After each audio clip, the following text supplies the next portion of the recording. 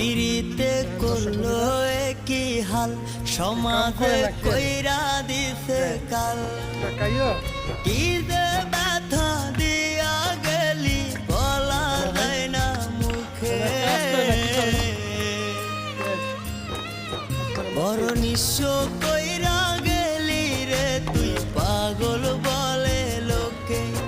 বড় নিঃস্ব কইরা গেলি রে তুই পাগল বলে লোকে